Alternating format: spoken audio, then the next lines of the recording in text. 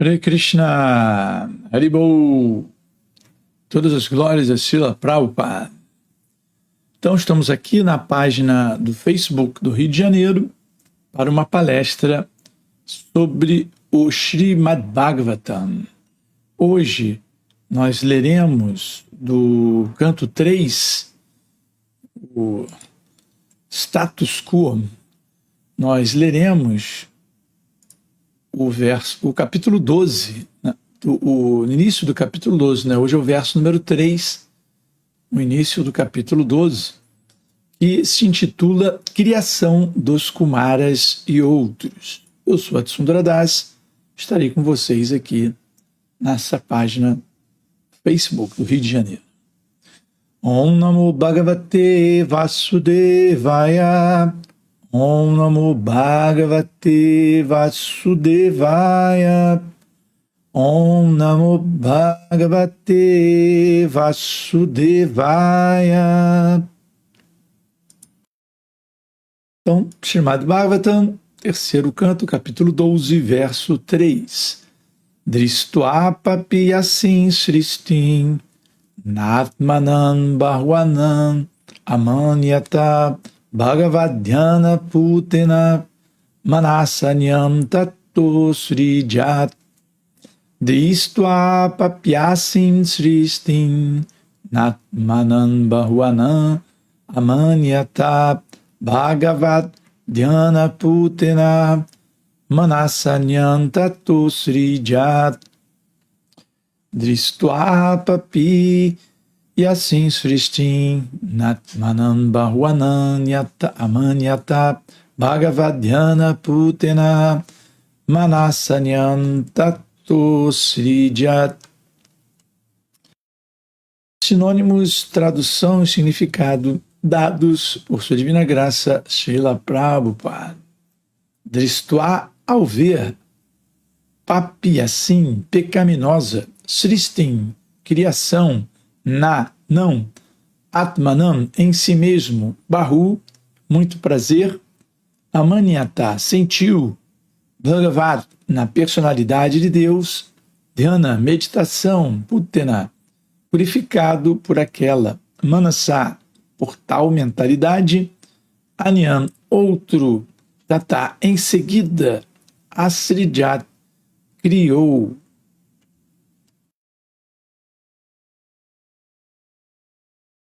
Então, tradução: ao ver essa criação desencaminhadora como uma tarefa pecaminosa, Brahma não sentiu muito prazer em sua atividade e, por isso, purificou-se pela meditação na personalidade de Deus. Então, ele começou outro período da criação. Certificado de Srila Prabhupada: apesar de ter criado as diferentes influências da necessidade, o Senhor Brahma não estava satisfeito de executar tal tarefa ingrata, mas teve que fazer isso, porque a maioria das almas condicionadas assim o quiseram. O Senhor Krishna diz na Bhagavad Gita 15:15 que está presente no coração de todos e ajuda todos a lembrar ou esquecer. Pode ser que alguém pergunte por que o Senhor, que é todo misericordioso, ajuda uma pessoa a lembrar e outra a esquecer. Na verdade, sua misericórdia não se manifesta como parcialidade com alguém e como inimizade com outrem. A entidade viva, como parte integrante do Senhor, é parcialmente independente, porque possui parcialmente todas as qualidades do Senhor. Qualquer pessoa que tenha alguma independência pode, às vezes, abusar dela devido à ignorância. Quando a entidade viva prefere abusar de sua independência e deslizar em direção à necessidade, antes de mais nada, o Senhor todo misericordioso tenta protegê-la contra a armadilha. Mas se a entidade viva persiste em deslizar em direção ao inferno, o Senhor a ajuda a esquecer-se de sua verdadeira posição. O Senhor ajuda a entidade viva, decadente, a deslizar até o ponto mais baixo, simplesmente para lhe dar a oportunidade de ver se poderá ser feliz, abusando de sua independência. Quase todas as almas condicionadas que estão apodrecendo no mundo material abusam de sua independência, em razão do que lhes são impostos 5 tipos de necessidade. Como um servo obediente do Senhor Brahma, cria-os todos por uma questão de necessidade, mas ele não se sente feliz em fazê-lo, porque um devoto do Senhor naturalmente não gosta de ver ninguém caindo de sua verdadeira posição. As pessoas que não se importam com o caminho da autorrealização obtêm plenas facilidades do Senhor para satisfazer suas tendências ao máximo. E Brahma ajuda nesse procedimento sem falta. Eu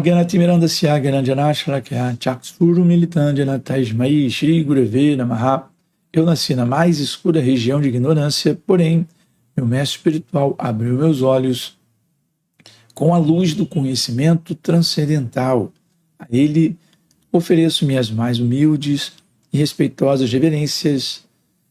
Namam Vishnu Padaya Krishna Prestaya Bhutale Shrimati Hridayananda Goswami Namine Namaste Guru Hansaya Paramananda Vedase Prabhupada Pramodaya Dushta Siddhanta Nashine.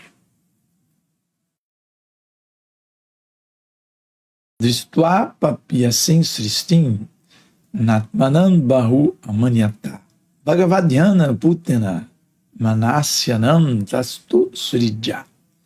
Ao ver essa criação desencaminhadora como uma tarefa pecaminosa, Brahma não sentiu muito prazer em sua atividade e por isso purificou-se pela meditação na personalidade de Deus. Então, ele começou outro período da criação. Muito bem. Então, neste capítulo 12 do Srimad Bhagavatam, nós estamos avançando com a história referente à criação deste universo material. Nos capítulos anteriores, nós vimos o aparecimento do Senhor Brahma no verticilo de uma flor de lótus, no universo ainda vazio, com todos os materiais, porém vazio, e o Senhor Brahma medita, e ele tem um darshana com o Senhor Krishna, e daí que é originado o Brahma Samhita. E neste darshana com o Senhor Krishna, essa visão que ele tem no coração da suprema personalidade de Deus, ele entende o que ele deve fazer, que é criar vida e criar o universo como nós conhecemos atualmente, com sistemas planetários e tal. Então, dessa forma, o Senhor Brahma, após entender a sua tarefa, ele parte para a criação e população do universo. E aí, ele entende que ele precisa, primeiramente, criar uma condição materialista, a condição material, para que as entidades vivas, desafortunadas, as almas condicionadas, possam já, desde o seu aparecimento nesse mundo material, desde o seu nascimento nesse mundo material, já estar em contato com o que aqui nós vimos dos 5 tipos de necessidade, ou de 5 tipos de ilusão. E quais são esses 5 tipos de ilusão? Eles são descritos, no verso anterior, no verso número 2, e eles são descritos lá da seguinte maneira. Primeiramente, a autoenganação. Depois, o sentido de morte. Depois, a ira após a frustração. Depois, o quarto, o sentido de falsa propriedade. E, por último, a concepção corpórea ilusória ou esquecimento de nossa verdadeira identidade. Então, as entidades vivas, quando elas são projetadas dentro desse mundo material com um corpo material, logo que elas saem do seu estado dentro do Brahma Jyoti, isso às vezes causa alguma confusão, porque sim, a partir da aniquilação anterior de todos os universos materiais, quando o Senhor Mahavishnu ele inala, e da sua inalação ele absorve todos os universos materiais criados anteriormente, as entidades vivas que ainda não conseguiram a sua emancipação do cativeiro material, elas são absorvidas no brilho corpóreo do Senhor, elas são absorvidas no Brahma Jyoti, e lá elas ficam aguardando a manifestação de um novo ciclo de criação para que elas possam de novo tentar ou satisfazer os seus desejos ou avançar em consciência de Krishna, avançar em consciência espiritual a fim de se libertar desse interminável ciclo de nascimentos e mortes. Então, mais uma vez, quando o Senhor Mahavishnu exala, então os universos são projetados.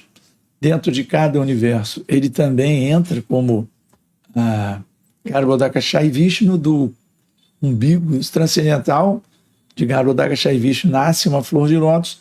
No ápice dessa flor de lótus aparece o Senhor Brahma, e aí ele vai receber as entidades vivas, e por isso ele precisa já criar dentro do material essas 5 ocupações da necessidade: a autoenganação, o sentido de morte, ira após frustração, falsa propriedade, o sentido de falsa propriedade, concepção ilusória corpórea ou esquecimento. Então, esses atributos da ignorância, necessidade ou ignorância, eles já são criados para que, quando as almas que vêm do Brahma Jyoti, elas entram neste universo material, elas já se deparam com essa criação já ilusória.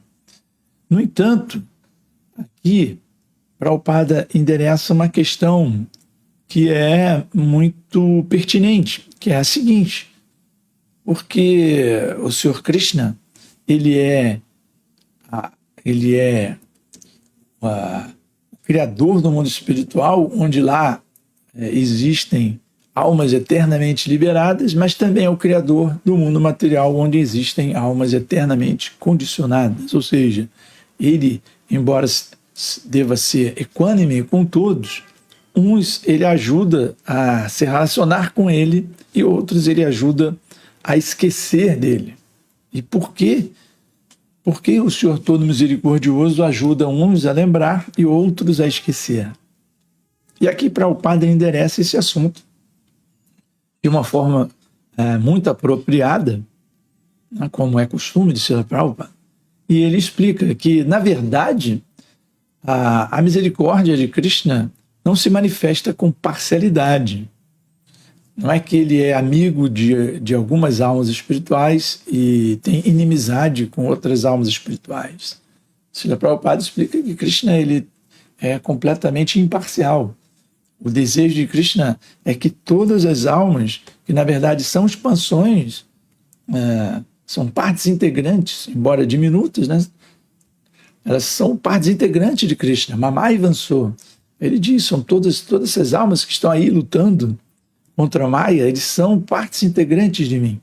Então, ele não é parcial de gostar de umas e desgostar de outras. O que acontece é que, uma vez que nós possuímos parcialmente as qualidades do Senhor, nós também temos alguma independência. Isso é uma qualidade do Senhor. O Senhor é Swarat, completamente independente. Só que nós somos parcialmente independentes. Nós nunca seremos Swarat, completamente independentes, como o Senhor Krishna é. Isso já é descrito no primeiro verso do Srimad Bhagavatam, Abhigyat Swarat, né?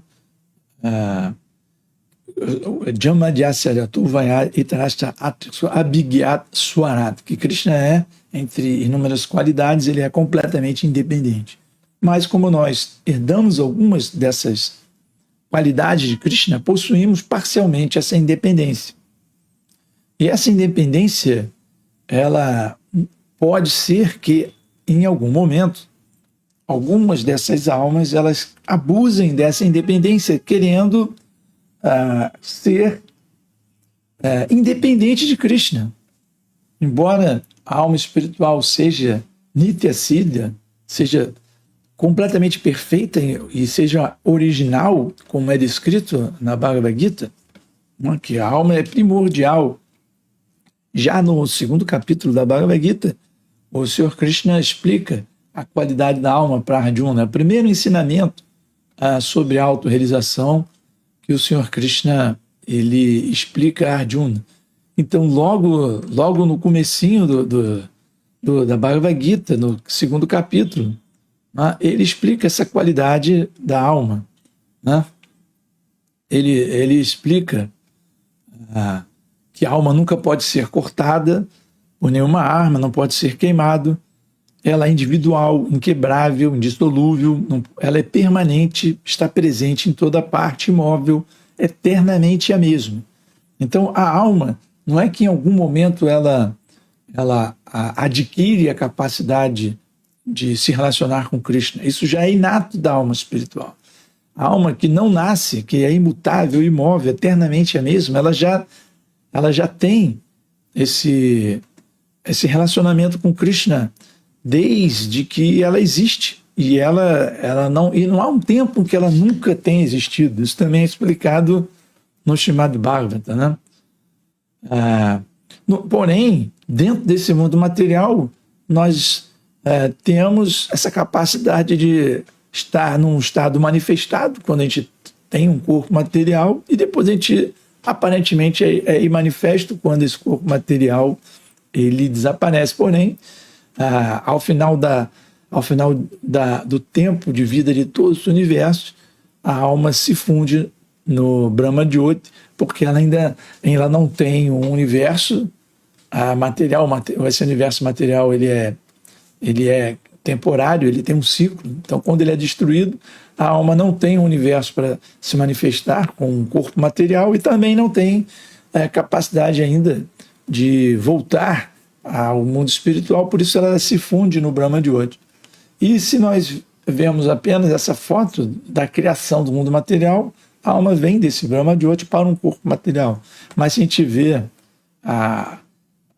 não uma foto, mas o filme inteiro desse ciclo interminável de criação e dissolução dos universos materiais, nós vemos que a alma espiritual original, que tem o seu relacionamento com Krishna, devido a ter a sua independência de Krishna parcial, ela pode optar por não querer esse relacionamento com Krishna. Então ela vai ser mantida numa situação de esquecimento de Krishna.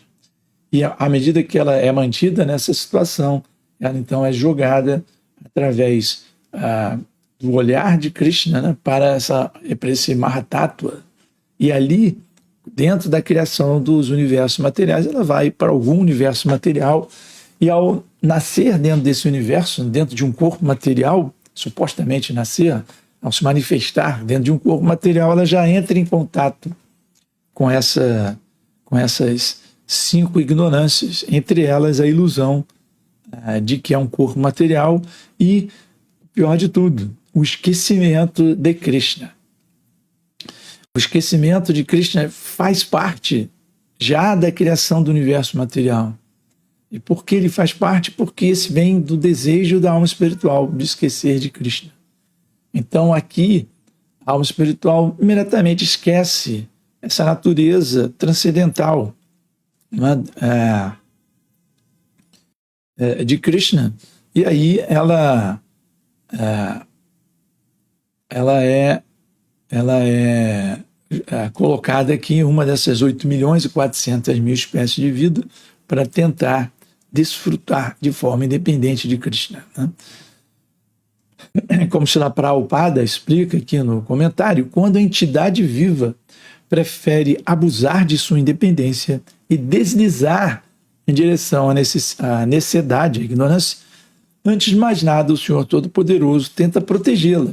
Então, em primeiro lugar, parece que há a proteção de Krishna. Isso Prabhupada afirma aqui. Então, à medida que a alma espiritual que tem o seu relacionamento eterno com Krishna, que está originalmente no mundo espiritual com Krishna, ela tenta abusar dessa independência parcial, deslizar em direção ao esquecimento de Krishna, o Senhor Todo-Poderoso ainda assim tenta protegê-la. Mas se a entidade viva persiste em deslizar em direção ao que Prabhupada chama de inferno, um verdadeiro inferno já é assumir um corpo material. A gente não precisa de um outro inferno. O fato de ter um corpo material já é símbolo de uma condição de vida infernal. Então, quando a entidade viva persiste em deslizar em direção ao inferno, o Senhor ajuda a esquecer-se de sua verdadeira posição. O Senhor ajuda a entidade viva, decadente. Essa é uma palavra também muito importante usada aqui no significado de Prabhupada. Prabhupada utiliza essa palavra. A entidade viva decadente. A entidade viva, sim, ela pode decair. Existe aquela ilusão de que almas espirituais eternamente liberadas, elas não caem. Mas aqui Prabhupada diz que a entidade viva decadente, o Senhor ajuda ela a deslizar até o ponto mais baixo, até o universo material, simplesmente para lhe dar a oportunidade de ver se poderá ser feliz abusando de sua independência. Aí nós podemos questionar, por que então Krishna nos dá essa independência, né? Parece mais uma maldição do que uma bênção, né? Poxa, se a gente pode usar erradamente a nossa independência, era melhor não ser independente e simplesmente desfrutar com Krishna eternamente ali no mundo espiritual sem nenhuma independência. No entanto, embora isso superficialmente possa parecer algo digno de nota, né? Por que então nós somos independentes? Na verdade, o fato de nós termos essa independência parcial significa que nós não somos escravos de Krishna. Krishna, ele não tem interesse em escravizar, em submeter as entidades vivas à sua vontade. É claro que Krishna, ele, nas suas expansões plenárias, né, primeiramente, Krishna, na verdade, ele é Radha e Krishna. Ou seja, Krishna, ele sempre possui plenamente toda a energia. E a energia completa chama-se Srimati Radharani. E Krishna é o possuidor dessa energia. Então não há diferença entre a pessoa e sua energia, né? Por exemplo, nós temos alguma energia, nós somos energéticos no sentido de que nós temos alguma energia. E não há diferença entre nós e nossa energia. Da mesma maneira, não há nenhuma diferença entre Sri Krishna e Srimati Radharani. Então, Sri Radha Krishna é a personalidade de Deus suprema com a sua energia suprema. A partir daí, o Senhor Krishna se expande em Balaram, e aí, nas expansões quádruplas, né, de Vasudeva, Sankarsana, Pradyumna, Niruddha, e todas as expansões do planeta Vaikunta, e o Senhor Balarama também vai se expandindo, tudo para ajudar nos passatempos de Krishna. Srimati Radharani também se expande nas golpes originais, em todas as energias originais, na deusa da fortuna. Então todas essas são expansões plenárias de Krishna, que não são diferentes de Krishna. Aí Krishna se expande como almas espirituais, somos nós. E há uma diferença, né?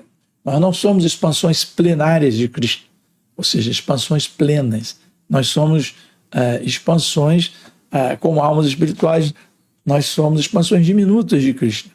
E porque Krishna nos cria para também nos relacionar como uma pessoa, como almas diferentes.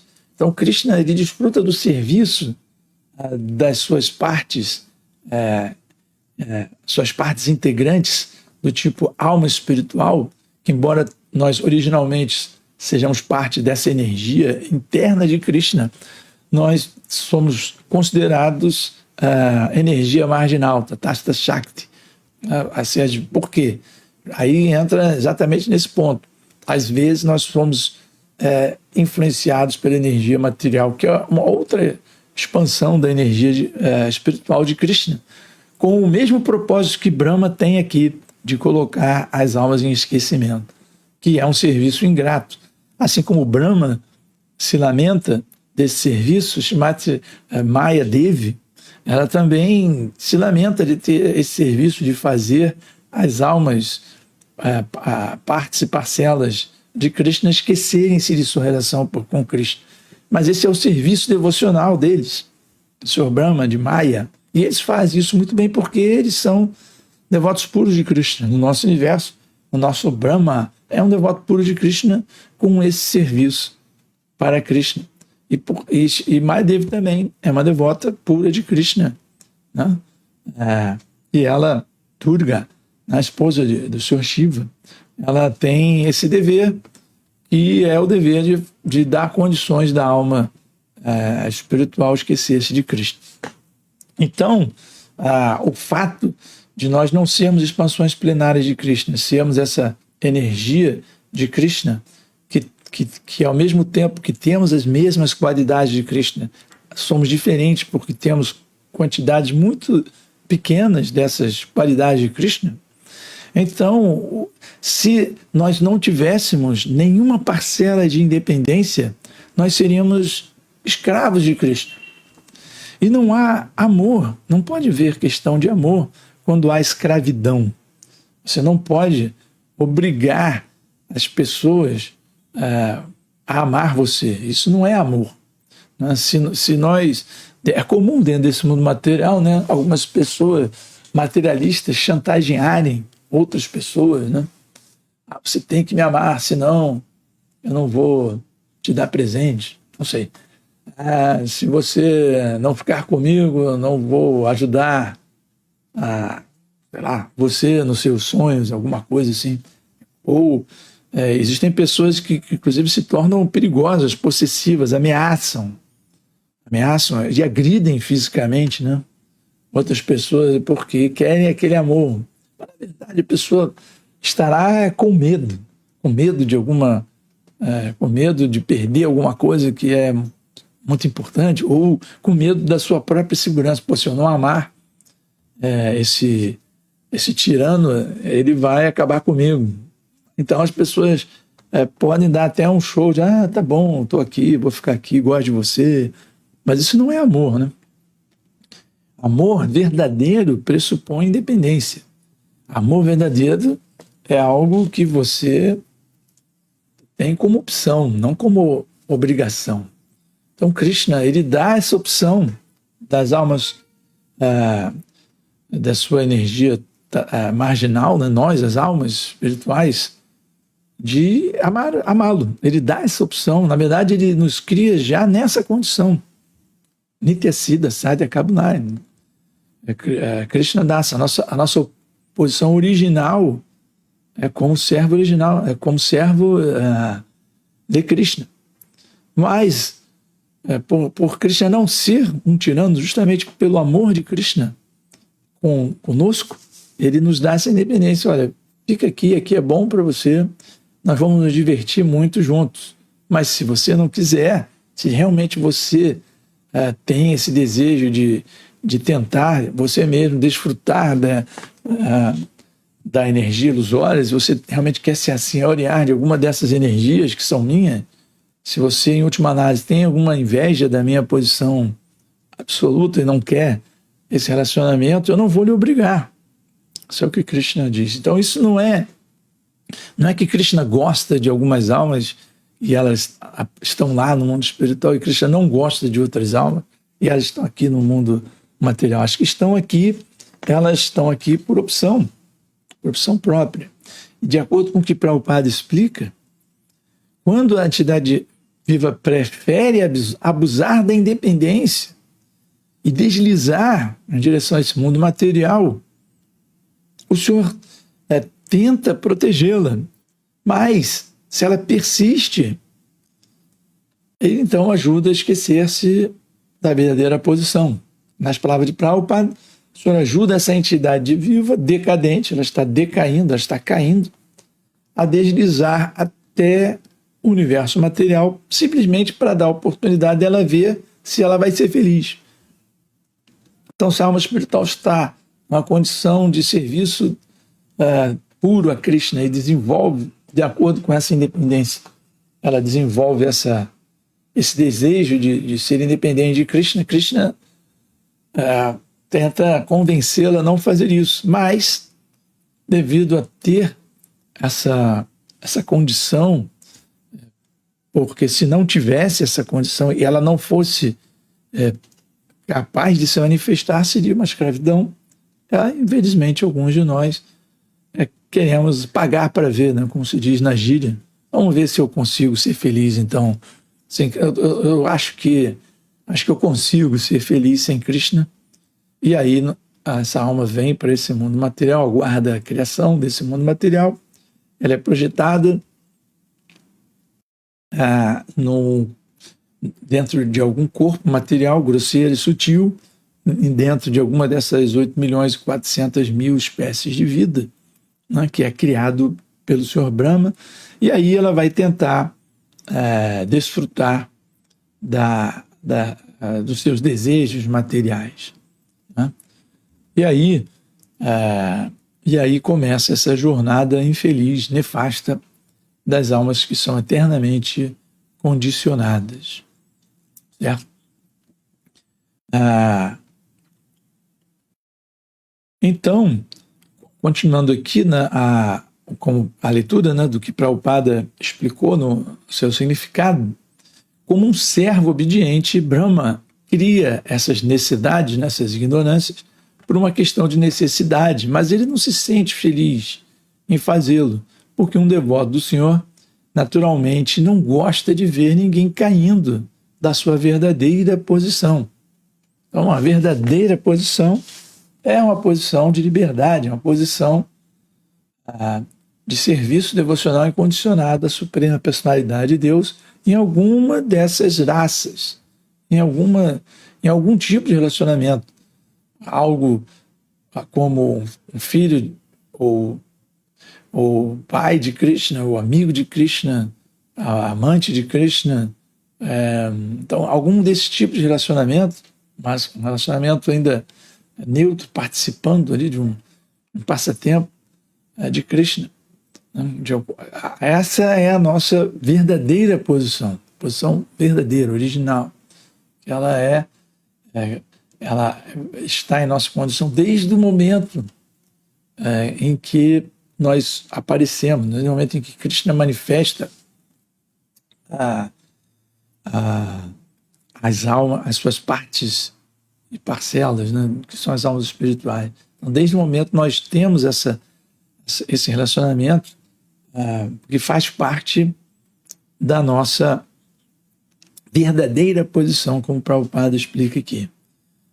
E aqui, no mundo material, né, então as pessoas que estão aqui, elas não se importam, né, com o caminho da autorrealização. E assim elas vão obtendo facilidade do Senhor para satisfazer essas tendências ao máximo. É por isso que aqui, muitas vezes, nós questionamos, né, nós tentamos levar esse conhecimento da consciência de Krishna, e aí nós nos esbarramos com vários obstáculos, porque aqui no mundo material, por exemplo, em nossa sociedade humana, há muitos e muitos séculos, nós vimos estudando, né, essa natureza material com o nosso conhecimento limitado, mas ainda assim estudando essa natureza material e vendo de que maneira nós conseguimos entender e dominar os recursos que existem aqui na natureza material. Então, nós estamos vendo que, a partir dos anos, a gente vem tentando obter domínio sobre a eletricidade ou sobre a energia atômica, energia nuclear, e desenvolvendo cada vez mais tecnologia para que nós tentamos ainda assim dominar essa natureza, fazer com que ela nos dê cada vez mais desfrute material. E nós vemos que dentro daqui do mundo material, toda a ciência materialista, ela se preocupa muito com esses aspectos físicos da natureza material, né? E algumas vezes também com aspectos mais sutis, como, por exemplo, nossa mente, né? Existem estudos, né, de psicologia, de psiquiatria, de análise, né? Análise mental. Existem diferentes tipos de correntes esotéricas que se preocupam com essa parte mais sutil do nosso condicionamento, mas no fundo esse estudo ele parte do ponto de vista de que a mente, inteligência, eles são mente, inteligência, consciência, eles são algum tipo de subproduto das transformações químicas. O nosso cérebro tem neurônios, e esses neurônios têm reações químicas que geram corrente elétrica por entre os nervos que ligam esses neurônios, e daí nós temos memórias, nós temos desejos, nós reagimos às coisas que os sentidos, como a visão, a audição, trazem até o nosso cérebro, e aí nós vivemos reagindo a essas condições e cada vez mais tentando compreender esses mecanismos, né, e aplicá-los, né, na tecnologia. Hoje, por exemplo, tem um grande...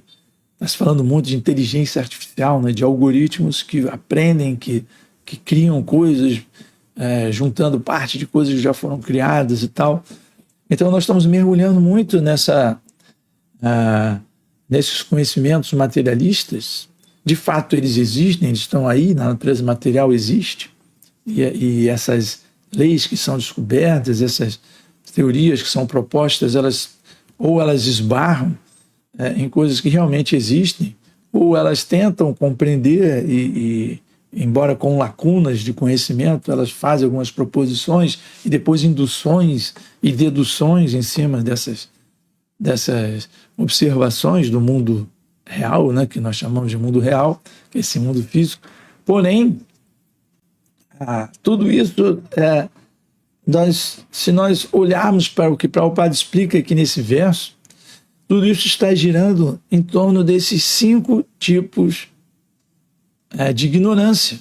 Vamos ler novamente aqui esses 5 tipos de ignorância. Tudo isso está gerando em torno de uma autoenganação. A gente tem essa propensão de nos autoenganar. Você descobre um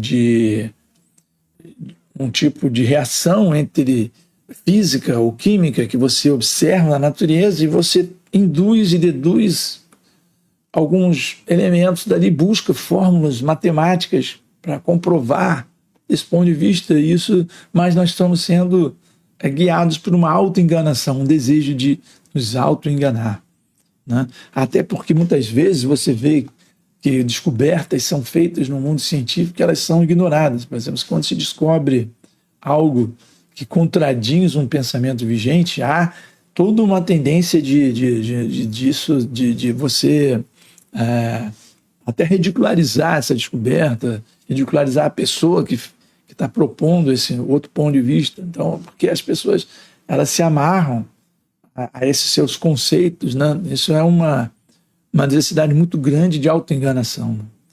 E nós temos o sentido da morte. Observem que, originalmente, nossa posição verdadeira é eterna, é de alma eterna. Nunca houve um momento em que nós tenhamos sido criados, em nenhum momento nós vamos deixar de existir. E aqui nós lidamos com esse sentimento da morte. Então nós tentamos, ao mais possível, desfrutar o mais possível, né? Porque estamos correndo, né, contra a morte, que é também uma ignorância. E aí fala-se aqui de ira e frustração frustração e ira após a frustração. Eles são muito juntos, né? A gente tem uma expectativa muito grande de que tal coisa vai acontecer comigo, com alguém da nossa família, com nossos filhos, e a gente tem essa grande expectativa, e aí, quando esses desejos não se realizam, quando eles não se manifestam, há uma grande frustração, e frustração após frustração, isso gera ira. A gente vê como as pessoas acabam desenvolvendo essa raiva, esse desespero, né? Essa luta contra o sistema. Tudo isso vem dessa grande frustração que vem, aliás, dessa grande ira que vem após sucessivas frustrações. E aí o sentido da falsa propriedade. Então, a questão da propriedade, ela é capital dentro desse mundo materialista. A propriedade é algo assim, é mais sagrado até do que o casamento, né? O matrimônio, né? É mais sagrado até do que a relação de pai, filho, mãe. Quantos filhos mataram os pais por causa de propriedade, ou vice-versa, os pais matando filhos, né, por conta de propriedade. Então, esse sentido de propriedade, esse dinheiro que está na conta, ele é meu, não é do meu parente, né? Essa casa, enfim, esse carro, tudo que esse sentimento de propriedade sobre os objetos que nós encontramos aqui no mundo material, ela é gigante. Na terra, né? Esse pedaço de terra é meu. Antes ele era, sei lá, dos índios, depois agora é nosso, daqui a pouco é invadido de outra pessoa, né? Então esse sentimento de propriedade, né? Essa nação nossa. Então esse sentimento de propriedade é como se isso fosse realmente nosso, né? É uma ilusão. E há muitas lutas, muita guerra, muito sangue derramado por conta desse sentimento de propriedade. Quando, na verdade, tudo é propriedade do verdadeiro Criador. Quem é, em última análise, embora Brahma tenha criado tudo, ele nunca se diz que ele é o proprietário desse universo.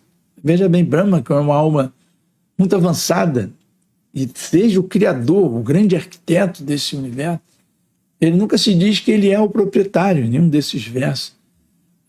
Nem no seu Brahma Samhita inteiro ele fala que esse universo é meu e tudo que está aqui dentro é meu. Pelo contrário, ele diz que, em última análise, a pessoa original, o controlador original e o dono original de tudo que existe é a Suprema Personalidade de Deus, tirada de Krishna. Essa é a posição de Brahma, que tem uma posição de conhecimento muito avançado em relação a nós. Então, o sentimento da falsa propriedade, da ganância. Imagine que dentro deste mundo, desse nosso planeta, há recursos para que todas as almas, não só humanas, mas em corpos de animais, vivam com tranquilidade. Há recursos para todos viverem com tranquilidade, uma vida relativamente amena. É claro que é uma vida material, ainda com o jugo da morte, dos cataclismas naturais que existem, né? Assim, ainda existem relações de predação entre as espécies, mas há recursos para que todos possam, de uma certa forma, dentro do que é possível, viver dignamente dentro desse planeta. Mas ainda assim, a ganância ela é tão voraz que, em geral, quem tem mais recursos não luta para distribuir esses recursos, para que outras pessoas com menos recursos tenham algum recurso. Elas lutam para acumular ainda mais recursos, embora elas tenham já muito mais do que elas podem, de fato, desfrutar. Ainda assim, elas não abrem mão, né? Nem como o Duryodhana falou para Yudhishthira, não vou lhe dar nem o espaço da terra que cabe na ponta de uma agulha, o que levou àquela grande batalha de Kurukshetra, né? Mas nem os Pandavas tinham pedido a Yudhishthira, né, em nome dos Pandavas, ele tinha pedido 5 cidades, 5 vilas para Duryodhana. Duryodhana, você pode ficar com o rei, a gente não quer essa batalha, você fica com todo o império, fica em Hastinapura, fica com todo Bharatavarsha para você, mas só nos dá 5 vilas que nós vamos administrar, porque nós somos kshatras, e eles se propuseram isso, né? E pagariam tributo, não, o imperador, mas a ganância de Duryodhana era tão grande, a inveja que ele tinha dos seus primos era tão formidável que ele falou dessa forma, não lhe dou nem o espaço de terra da ponta de uma agulha. Essa é a mesma ganância que nós vemos hoje em dia, as pessoas acumulam, não querem distribuir nem a ponta, nem uma terrinha ali que cabe numa agulha. Então, por isso que viver dentro desse mundo material, dentro dessa falsa concepção, não traz felicidade.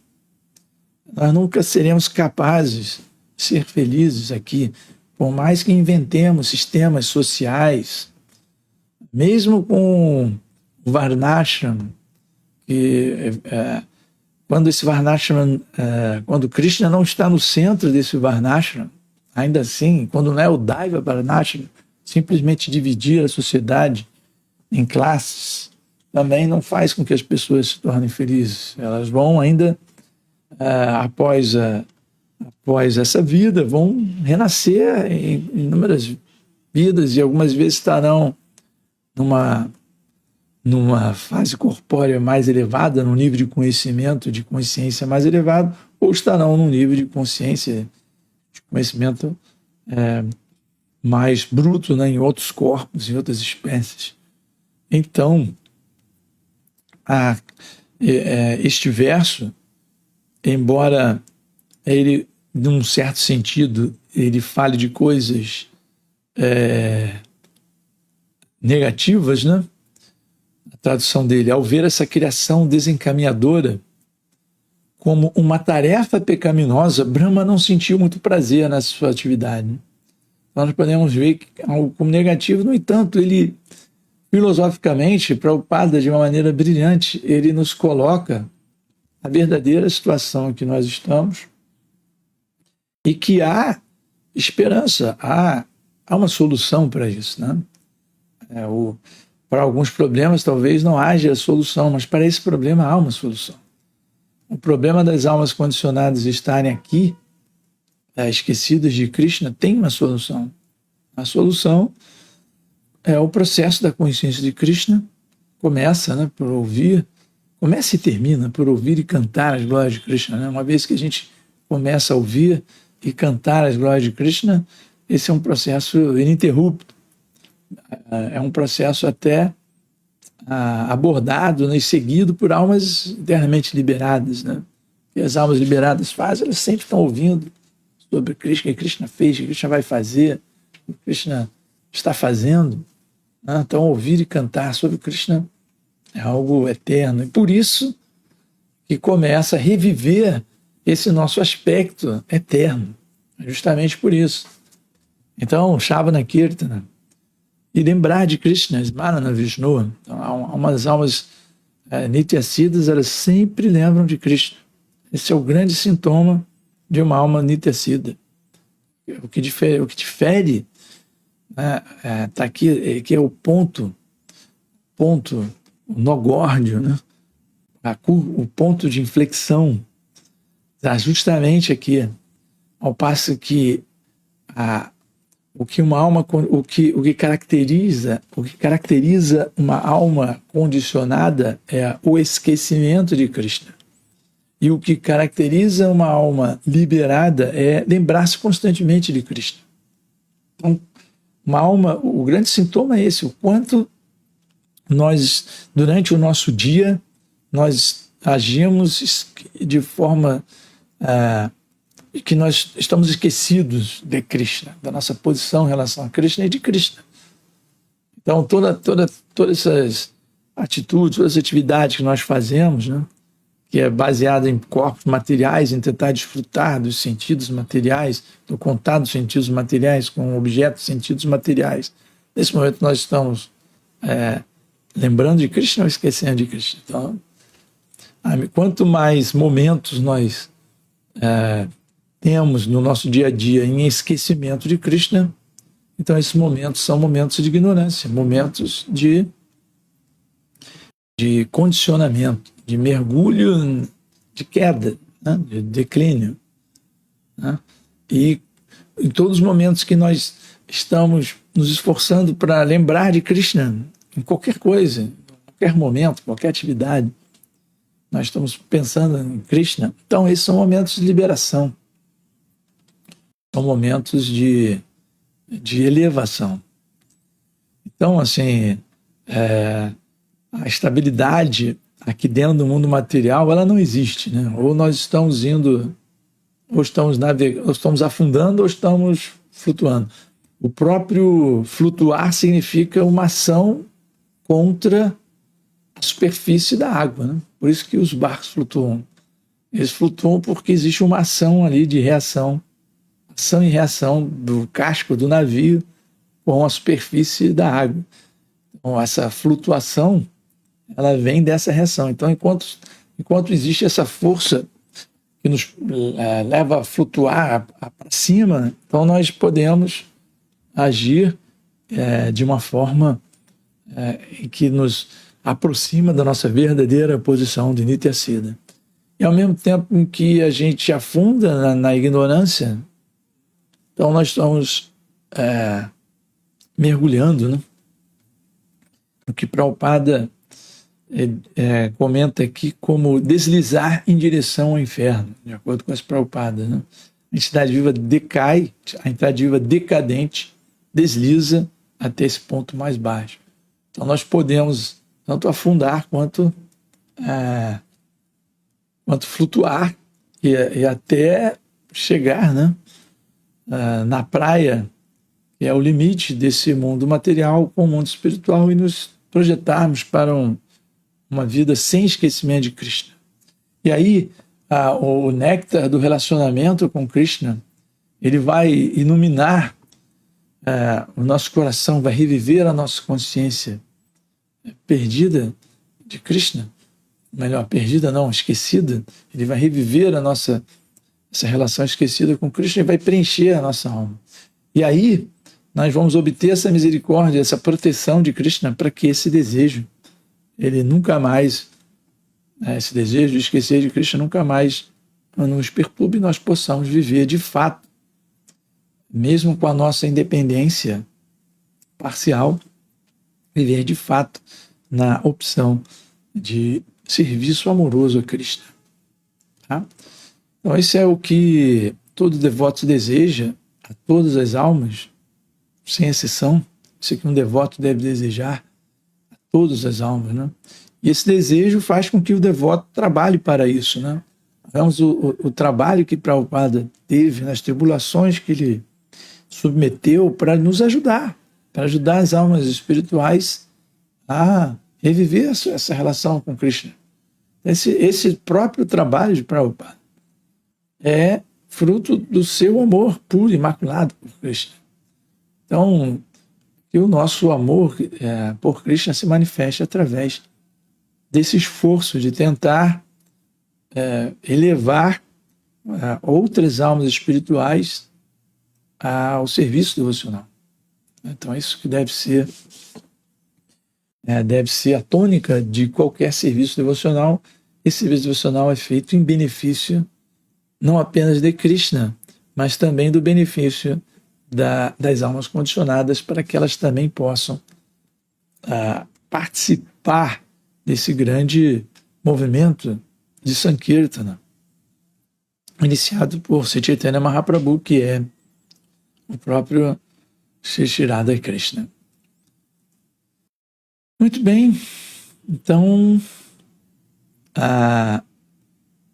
vamos terminar aqui. Nós estamos aqui na leitura do Srimad Bhagavatam, terceiro canto, Status Quo. Lemos do capítulo 12, a criação dos Kumaras e outros. Lemos o verso número 3. Dristva papiasin sristin manam bahu amanyata bhagavadyana putena Manasanyam Tatosrija. Ao ver essa criação desencaminhadora como uma tarefa pecaminosa, Brahma não sentiu muito prazer em sua atividade e, por isso, purificou-se pela meditação na personalidade de Deus. Então, ele começou outro período da criação. Então, faltou comentar isso, né? Que o Senhor Brahma, ele não estava satisfeito, mas, e aí? Ele não ficou se lamentando porque não estava muito satisfeito com o seu serviço. Ele simplesmente purificou-se pela meditação na personalidade de Deus. Isso também é um ponto muito importante. Ele, meditando na personalidade de Deus, ele ao purificar-se, ele obteve o prazer transcendental do entendimento de estar prestando um serviço a Krishna, né? E aí, então, ele começa esse outro período da criação com entusiasmo. Tá bom? Então, eu agradeço aí a todos que estão aqui nos assistindo ao vivo e a todos que porventura vierem a assistir ao vídeo que vai ficar aqui, né? Eu vou passar então a ler aqui o nosso chat, né, os comentários. Houve 11 comentários até o momento, com 8 compartilhamentos. Muito obrigado. Compartilhar nas mídias sociais é importante porque a gente ajuda também a divulgar essa mensagem da consciência de Krishna, tá bom? Então vamos ler aqui. Primeira mensagem lá do comecinho do chat. Otávio Daniel Neves Maria. Hare Krishna, Hare Krishna. Haridashna Das, Jai Haridashna. Aceite minhas reverências. Srila Prabhupada que Jai, reverências a Tsundara, as minhas. Reverências a Tsundara Prabhu, reverências a todos os presentes. Bhaktin Val, Hare Krishna, reverências Prabhu, todas as glórias da Prabhupada, as minhas reverências. Ana Bela Oliveira, Hare Krishna, Haribol, Hare Krishna.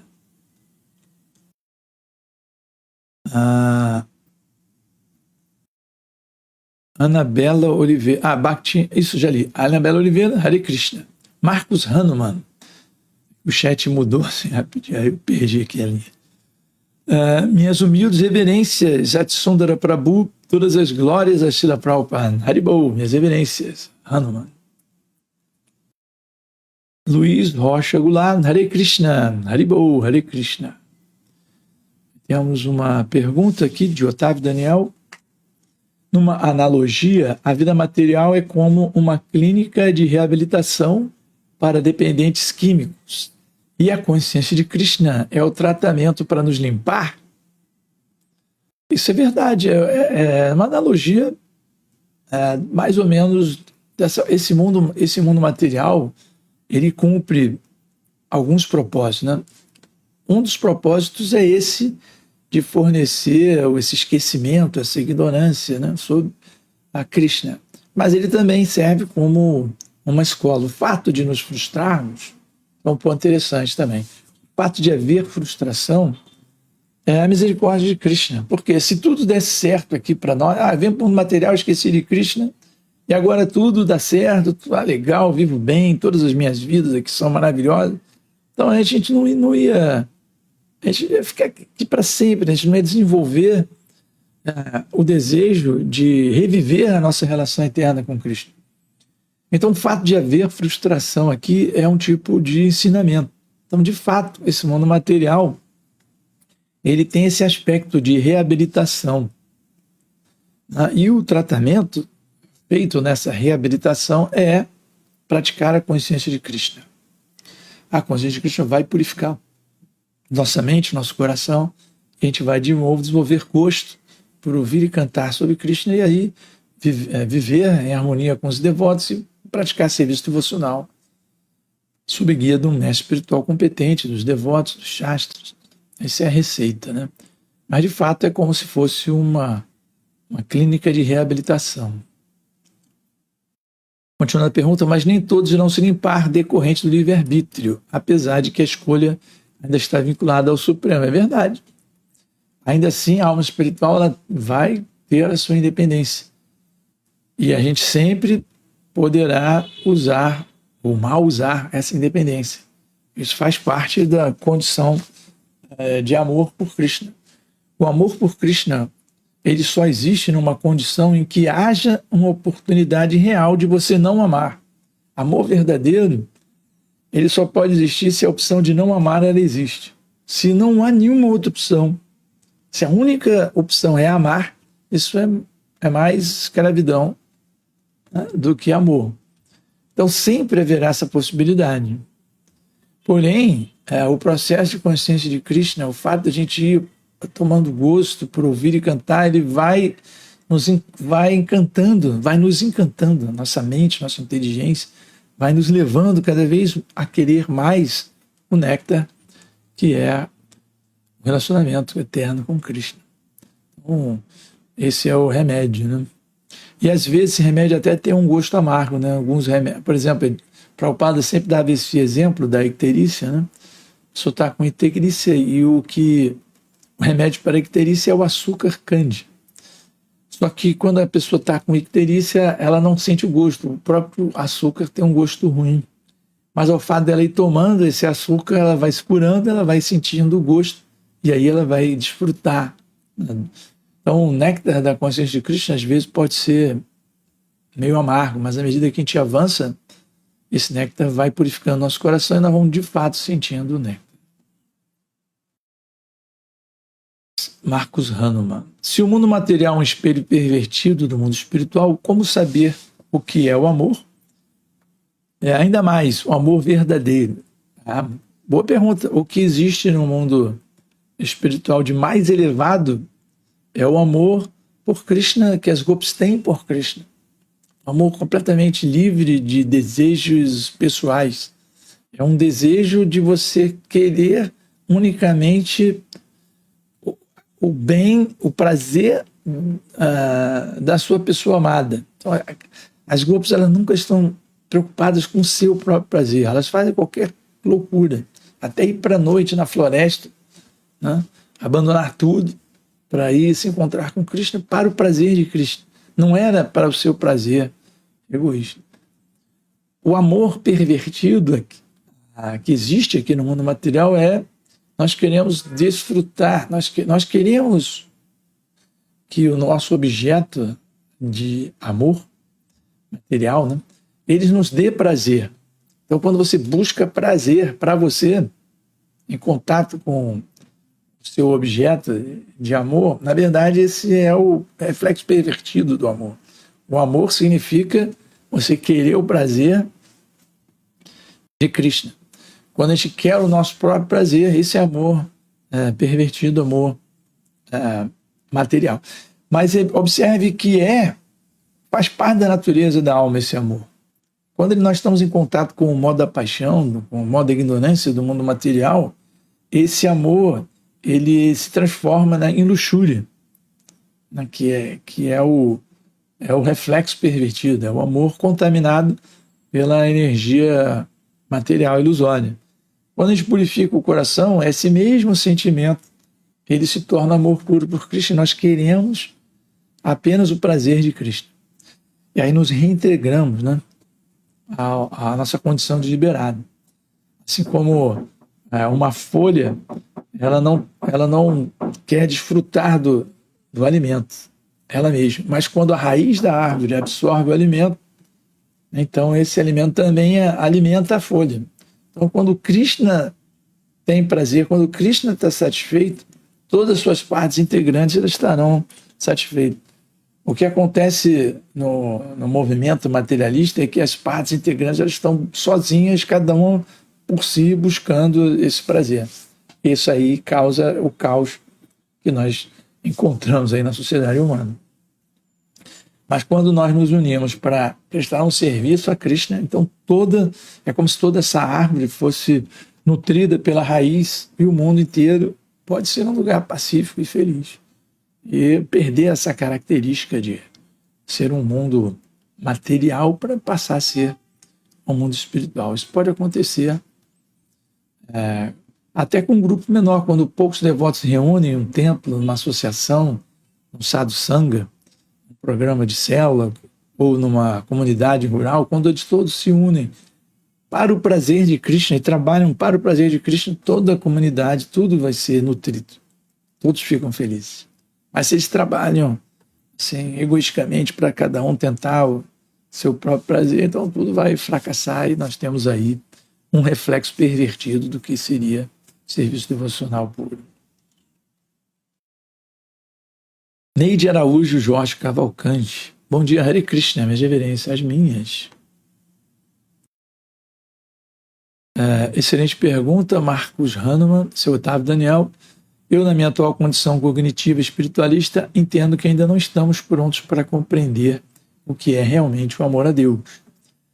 Eu diria que a gente pode ter uma compreensão do que Prabhupada nos diz nos seus livros, mas a realização mesmo do que é esse amor vai ser necessário que nós purifiquemos e avancemos tanto o nosso coração quanto a nossa mente, em direção a Cristo.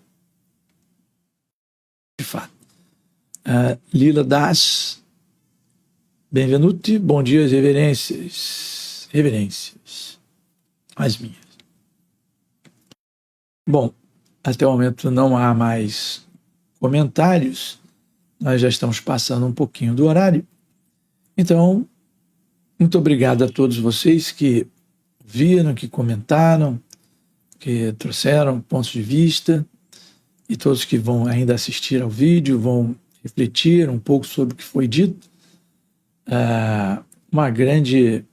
Um grande dia consciente de Krishna para vocês, e espero que todos caminhem rumo ao serviço devocionado. Tá bom? Obrigado a todos pela audiência, vamos ficando por aqui.